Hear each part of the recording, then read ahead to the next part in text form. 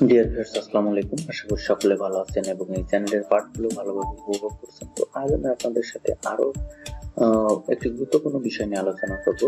Lesson বা আজকের part হলো লিডার অ্যান্ড লিডারশিপ, অর্থাৎ নেতা ও নেতৃত্ব কি এবং আদর্শ নেতার গুণাবলী ও বৈশিষ্ট্য। আদর্শ নেতার গুণাবলী বৈশিষ্ট্য এই বিষয় নিয়ে আলোচনা করব। তো বিষয়টি হচ্ছে যে আমরা বিভিন্ন সময় বিভিন্ন কাজে এবং বিভিন্ন ক্ষেত্রে আমরা নেতা সাজি বা নেতার মতো কাজ করি বা নেতৃত্ব দিয়ে থাকি। তো এই জন্য আমাদের নেতা ও নেতৃত্ব কি এবং একজন আদর্শ নেতার গুণাবলী কি হওয়া উচিত বা বৈশিষ্ট্য কি হওয়া উচিত সে বিষয়গুলো অবশ্যই আমাদের জানা উচিত। তো চলুন শুরু করা যাক নেতা ও নেতৃত্ব কি। প্রথমে আমরা সেটাই দেখে নিই।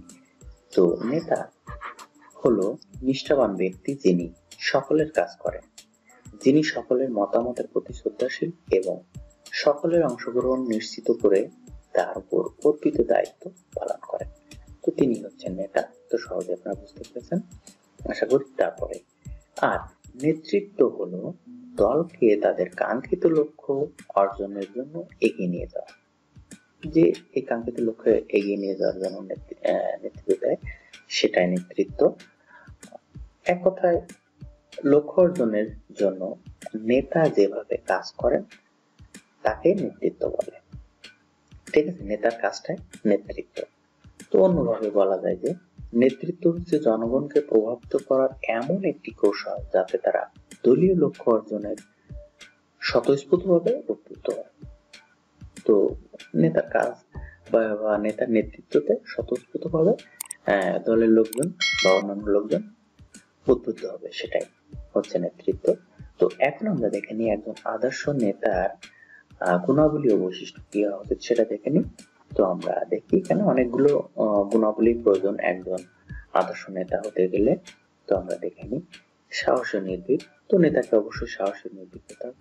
তারপরে মোহনীয় ব্যক্তিত্বের অধিকারী, সুদূর প্রসারী কল্পনা শক্তি, সিদ্ধান্ত গ্রহণের সক্ষমতা, সার্বিক দায়িত্ব গ্রহণের মানসিকতা, যেমন দলের যে কোনো সুবিধা অসুবিধায় যে দায়িত্ব গ্রহণ, যেটা এরকম কি শারীরিক ও মানসিক সুস্থতা। ঠিক আছে, শারীরিক মানসিক অসুস্থ ব্যক্তি কখনো নেতৃত্ব দিতে পারে না, তাই না? মানব চরিত্র অনুধাবনের ক্ষমতা, যে এক একজনের চরিত্র একরকম সেটা জন্য অবশ্যই সে বুঝতে পারে। তারপরে সাংগঠনিক জ্ঞান, তাই না, এটা অবশ্যই থাকতে হবে একজন নেতাকে। তারপরে যোগাযোগের দক্ষতা, আত্মনিয়ন্ত্রণ ও সংযমশীলতা। তো নিজেকে মাঝে মাঝে নিয়ন্ত্রণ করতে হয় যতটা হোক, তাই না? তারপরে ন্যায়পরায়ণ ও নিরপেক্ষতা, সহযোগিতামূলক মনোভাব ও আন্তরিকতা অবশ্যই থাকতে হবে এটি। তারপরে বশীভূতকরণ ক্ষমতা, যে অন্যকে বশ করার যে ক্ষমতাটা সেটা অবশ্যই নেতাকে থাকতে হবে। তারপরে দেখি বিচার বিশ্লেষণ ক্ষমতা, বন্ধুত্ব পরায়ণ, অবশ্যই বন্ধুত্ব পরায়ণ হতে হবে। তারপরে সময় সচেতন ও নিয়ম অনুবর্তিতা, অবশ্যই তাকে নেতাকে সময় সচেতন হতে হবে। তারপরে সৃজন প্রতিভার অধিকারী, অন্যের মতামতের উপর শ্রদ্ধাশীল, মানে নিজের মতো করে সব করা যাবে না, অন্যের কথা শুনতে হবে সেটাকে।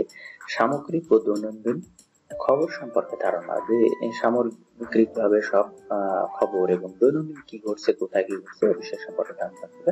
আত্মপ্রত্যয়, যে সে সেটা করতে পারবে, আত্মপ্রত্যয় হতে হবে। উপস্থিত বুদ্ধি ও তীক্ষ্ণ বুদ্ধি সম্পন্ন। তারপরে সহনশীলতা, নিঃস্বার্থ ও ত্যাগী, নেতাকে অনেক সময় নিঃস্বার্থ অনেক কাজ করতে হয়, ত্যাগী হতে হয়, তাই না? সামাজিক সচেতনতা বোধ, যে সমাজের কোথায় কি ঘটছে, কোনটা কি হলে ভালো হতো, সচেতনতা বোধ অবশ্যই থাকতে হবে। পেশাগত জ্ঞান, যে কাজটি করে, যে নেতৃত্ব দেয় তার পেশাগত জ্ঞান অবশ্যই থাকতে হবে। তারপরে কৌশলী হতে হবে, তাই না? সৎ চরিত্রের অধিকারী। তারপরে কর্তব্য পালনে উৎসাহ উদ্দীপনা, অবশ্যই উৎসাহ উদ্দীপনা থাকতে হবে, ভেঙে পড়লে চলবে না। তারপরে কি আছে দেখি, স্পষ্ট ভাষা, অবশ্যই তার ভাষা যেন সবাই বুঝতে পারে সুন্দরভাবে, সেটা হতে হবে। তারপরে আত্মসমালোচনা, নেতা যেটা করে সেটা তার আত্মসমালোচনার ক্ষমতা থাকতে হবে, যেন সেটা আত্মসমালোচনা করে থাকে, নিজেকে জিজ্ঞেস করে যে আমি এটা যেটা করেছি সেটা ঠিক করেছি কিনা বা কোনটা করলে ভালো হবে। আত্মসমালোচনা অবশ্যই থাকতে হবে। তো আশা করি অনেকগুলো গুণ থাকতে হয় বা অনেকগুলো গুণাবলী এখানে আমি দিয়েছি আপনাদের আরো জানার জন্য। তো আশা করি ভিডিওটি ভালো লেগেছে, এবং ভিডিওটি ভালো লাগলে আপনারা অবশ্যই লাইক দিবেন এবং শেয়ার করবেন। আর যদি আপনারা আমার চ্যানেলে নতুন থাকেন তাহলে এখন চ্যানেল সাবস্ক্রাইব করে রাখুন এবং পাশে থাকা বেল বাটনটি বাজিয়ে রাখুন। আর ইতিমধ্যে যদি সাবস্ক্রাইব করে থাকেন তাহলে থ্যাংক ইউ সো মাচ। তো আজকের ভিডিওটি দেখার জন্য ধন্যবাদ জানাচ্ছি এবং পরবর্তী ভিডিও দেখার আমন্ত্রণ জানাচ্ছি। শেষ করছি। সকলে ভালো থাকুন, সুস্থ থাকুন, সকলকে ধন্যবাদ।